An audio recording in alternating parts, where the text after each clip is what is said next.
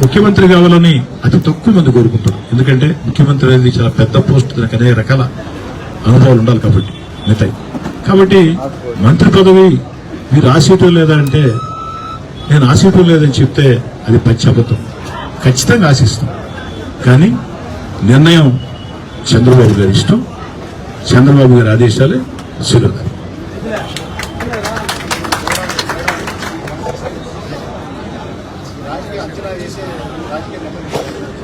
ఆఖరిలో చెప్తాను అనుకున్నాను, ఇది మీ క్వశ్చన్స్ అయిన తర్వాత ఇంకేదైనా క్వశ్చన్స్ ఉంటే సమాధానం చెప్పి మీ దానికి లాస్ట్ లో చెప్తా. నా మనసులో కూడా పట్టేసి బాలకృష్ణ గారు మొత్తం మీద నేను చెప్తా చెప్పేశాను. రైట్.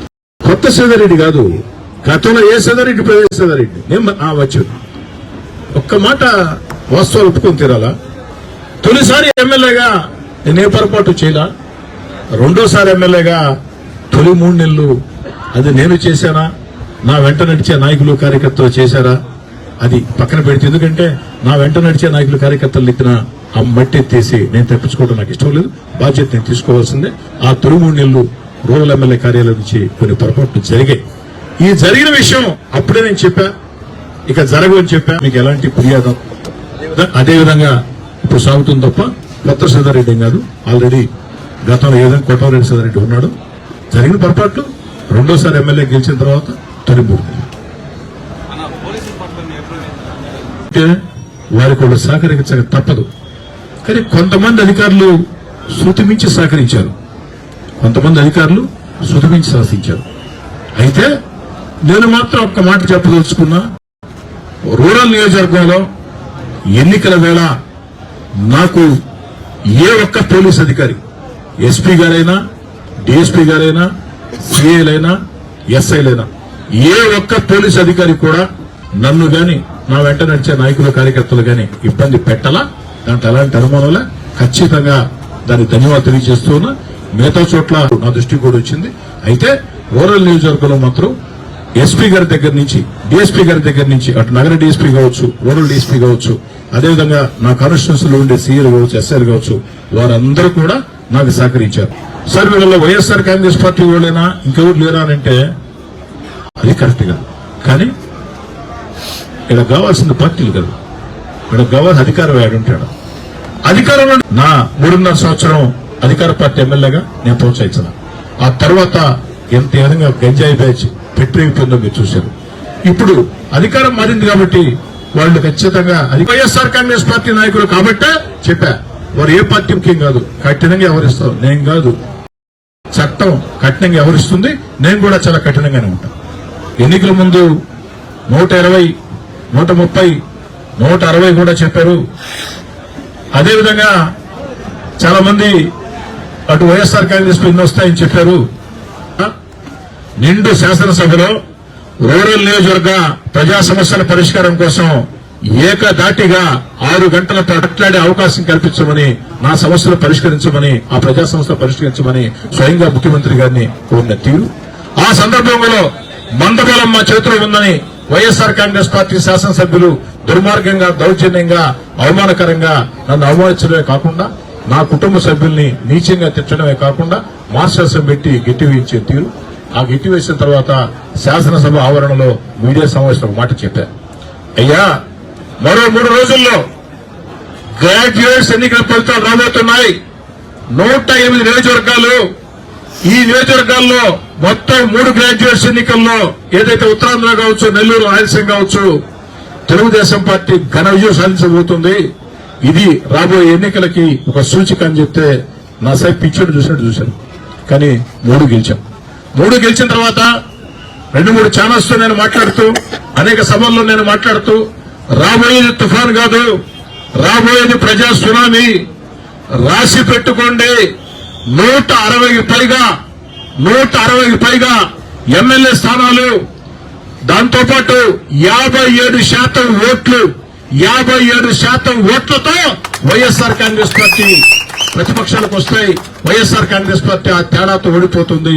ఎన్నికల 2 రోజుల ముందు కూడా చెప్పా, కౌంటింగ్ రోజుల ముందు కూడా టీవీ5 అడిగితే 40% ఓట్ బ్యాంక్ వైఎస్ఆర్ కాంగ్రెస్ పార్టీకి దాటదు అని చెప్పని అదే జరిగింది. 40% వైఎస్ఆర్ కాంగ్రెస్ పార్టీకి దాటలా, 57% ఓట్లు దాదాపుగా కూటమికి వచ్చాయి, 160కి పైగా స్థానాలు వచ్చాయి. ఇది ఆ యొక్క ప్రజలతో నిరంతరం తిరిగిన తర్వాత నాకు ఉన్నటువంటి అభిప్రాయమే చెప్పా, అదే నిజమైంది. అయితే బాలకృష్ణ గారు అన్నారు ఇది ముందే ఊహించి నిర్ణయం తీసుకున్నారని. బాలకృష్ణ గారు అధికారం కోసం నేను పార్టీ మారేవాడిని అయితే 5 ఏళ్లు ప్రతిపక్షంలో ఉన్న జగన్ గారి వెంట ఆ రోజు 23 మంది ఎమ్మెల్యేలు వెళ్ళిపోయారు. కానీ మీ కోటమిరెడ్డి సీతారెడ్డి మాత్రం ప్రతిపక్షమైన జగన్ గారితోనే ఉన్నాడు. జగన్ గారి వెంట నడిచారు, ఇబ్బందులు పడ్డాం, కేసులు పెట్టించుకున్నాం, పోరాటాలు చేశాం. మరి గెలిచిన తర్వాత చాలా ఊహించాం. అభివృద్ధి కార్యక్రమాలు అనేక రకాలుగా రూరల్ నియోజకవర్గం పరిగెత్తిస్తుందని, నాకు ప్రాముఖ్యత ఉంటుందని, నాకు ప్రాముఖ్యత లేకున్నా అంతకు 2 రూరల్ నియోజకవర్గంలో నిధులు ఇస్తారని. కానీ దురదృష్టం రూరల్ నియోజకవర్గంలో ఎక్కడ అభివృద్ధి చేయలేని పరిస్థితి. ఆ పరిస్థితుల్లో నేను వద్దనుకున్న వైఎస్ఆర్ కాంగ్రెస్ పార్టీని. అయితే నేను పార్టీ మారాలని నిర్ణయం తీసుకుంటే 16 నెలల ముందే మారాల్సిన అవసరం లే. 16 నెలలు కూడా జగన్మోహన్ రెడ్డి గారితో నటించి, ఎందుకంటే మన జిల్లాలో అలవాటు ఉంది, మీకు తెలుసు. గత ఎన్నికల వేళ ఆదాల ప్రభాకర్ రెడ్డి గారు, జగన్ రెడ్డి గారు ఒక రౌడీ, కోటమిరెడ్డి ఒక రౌడీ అన్నారు. కరుపట్టుపాడులో ఉదయం 8 గంటలకి 8:30కి ప్రచారార్థం దిగాడు, సాయంకాలం కండువ ఒప్పుకున్నాడు. అప్పటికే ఆయన చేతిలో తెలుగుదేశం పార్టీ బీఫారం ఉంది. నా భార్య, నా 2 కుమార్తెలు. ఎందుకంటే ఎన్నికల యంత్రాంగంలో ఇంటింటికి 2 సార్లు వాళ్ళు వెళ్ళింది. ఆఖరి 20 రోజులు వాళ్ళు పెట్టిన 400 ఆత్మీయ సమావేశాలే కొంతమందికి తెలుసు. కానీ ఈ 16 నెలలుగా నా భార్య కంటే నా 2 కుమార్తెలు, నా 2 అల్లుళ్ళు వాళ్ళు పడినటువంటి మానసిక క్షోభ. ఎవడెవడో ఫోన్ చేస్తాడు నెంబర్ల నుంచి, ఇష్టారాజ్యంగా బెదిరిస్తారు. నీ కొడుకు స్కూల్కి వెళ్ళాడు, నీ కుమార్తె స్కూల్కి వెళ్ళింది, సాయంత్రాన్ని రాకపోవచ్చని ఒక ఎమోషనల్ కర్కశ దుర్మార్గ బ్లాక్ మెయిల్. నా బిడ్డలకు ఒకే మాట చెప్పాను నేను, తిరగబడదాం, పోరాడుదాం, పోరాడితే పోయేదేమీ లేదు, బానిస సంఖ్యలు తప్ప. ఈ పని చేస్తారని నాకు తెలుసు. అన్నింటికీ తెగించి వచ్చా. నా బిడ్డలుగా, నా భార్యగా మీరు తెగించాలా? ఎవడు ఫోన్ చేసినా ఎక్కడికి రమ్మంటారా, రా తెలుసుకుందాం, పిలవండి. ఎనీ సెంటర్, అది పులివెందులైనా ఓకే, ఇబ్బంది లేదు, ఎక్కడికి తెలుసుకుందాం అని చెప్పాను. నేను చెప్పిన తర్వాత నా భార్య, నా కుమార్తె తెగించి పోరాటం చేశారు. ఇంటింటి ప్రచారమే చాలా మందికి తెలుసు, ఆత్మీయ సమావేశాలు తెలుసు. కానీ వాళ్ళు ఈ 16 నెలలుగా పడినటువంటి మానసిక క్షోభం ఎంత దుర్మార్గం అంటే, నా మీద కొన్ని నీచమైన పోస్టింగ్లు పెట్టి వాళ్ళ సెల్ ఫోన్లకి వాట్సాప్ పంపించినటువంటి దుర్మార్గం. నేను అడుగుతున్నాను, మురళి గారు, టీవీ9 మురళి గారు, దేవా గారు, బాలకృష్ణ గారు, మనందరం అడుగుతున్నా, రాజేష్ గారు, అందరిని అడుగుతున్నా, మొత్తం అందరిని అడుగుతున్నా, మీ మీద వ్యక్తిగతంగా నీచంగా పోస్టింగ్లు పెట్టడం తప్పు అయితే, ఆ పోస్టింగుల్ని మీ ఇంట్లో మీ భార్య బిడ్డలకి సెండ్ చేయటం ఎంతవరకు తప్పు, ఎంత దుర్మార్గం తప్పు. అయినా కూడా నా భార్య, నా 2 బిడ్డలు, నా 2 అల్లుళ్ళు తెగించి పోరాటం చేశారు. పోరాటం మా రక్తంలో ఉంది. వయసు సహకరించలేదు కానీ 18 సంవత్సరాల వయసు వచ్చి ఉంటే నా మనవుడు, నా మనవరాలు కూడా అదే పోరాటం చేసి ఉండేవాళ్ళని వాళ్ళకి పద్ధతి చేస్తారు. కాబట్టి ఒక అద్భుతమైన విజయం అందించినటువంటి ప్రజలందరికీ, నా కోసం కష్టం చేసిన నాయకులు, కార్యకర్తలందరికీ, ప్రత్యక్షంగా పరోక్షంగా సహకరించిన వారందరికీ, మీడియా మిత్రులకి, ముఖ్యంగా మీడియా మిత్రులకు మాత్రం నేను బహిరంగంగా క్షమాపణ చెప్తున్నాను. ఎందుకంటే ఎన్నికల వేళ నాకున్న ఒత్తిడిలో, నాకున్న ఇతరత్ర ఇబ్బందుల్లో మీడియాకి నేను ఎలాంటి సహకారం అందించలేకపోయింది. ఏ మీడియా సంస్థ కూడా రిక్వెస్ట్ చేసి చెప్పుకున్నా, అయ్యా నా పరిస్థితి అర్థం చేసుకోండి అని చెప్పారు. దాదాపు 90% మంది అర్థం చేసుకున్నాను. కాబట్టి మీడియా మిత్రులారా, ఎన్నికల వేళ మాత్రమే వచ్చే నాయకులు కొంతమంది ఉంటారు. కానీ మీ కోటమిరెడ్డి సీతారెడ్డి 365 డేస్ మీ కుటుంబ సభ్యులకు ఉండేవాడు. ఆ రోజు నా పనుల ఒత్తిడిలో, నా అవసరాల ఒత్తిడిలో, అవసరాల ఇబ్బందుల్లో మీడియాకి నేను ఉపయోగపడలేకపోయాను. కానీ ఎప్పటికీ మీ కోటమిరెడ్డి సీతారెడ్డి ఉపయోగపడతాడు. గత 3.5 సంవత్సరం అధికార పార్టీ ఎమ్మెల్యేగా మీకు ఏ విధంగా నేను అండగా నిలిచాను. నేనేదో ఉత్తరించానని చెప్పాను, కానీ మీకు మంచి స్నేహితుడిగా ఒక ఎమ్మెల్యేని కాకుండా ఉన్నాను. అదేవిధంగా ఉంటానని చెప్పని మనం చేస్తూ మరోసారి రూరల్ ప్రజలందరికీ ధన్యవాదాలు. నా బాధ్యత పెంచారు. 1,000 కోట్ల కోటీశ్వరుడి మీద అతి భారీ మెజార్టీ అందించారు. 26 డివిజన్లో 18 గ్రామాల్లో డివిజన్ ఆ గ్రామం తేడా లేకుండా ఓటేశారు.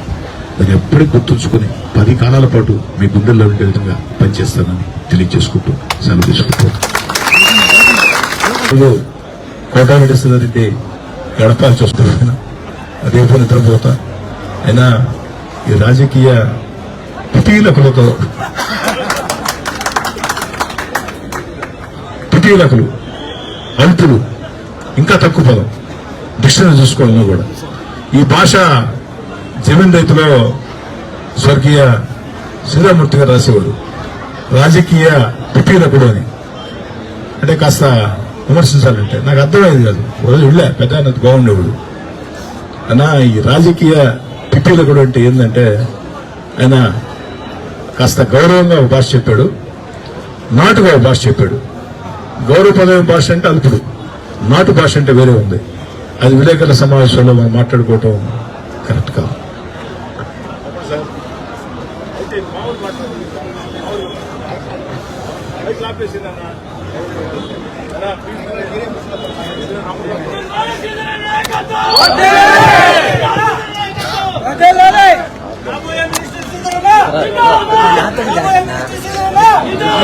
Ada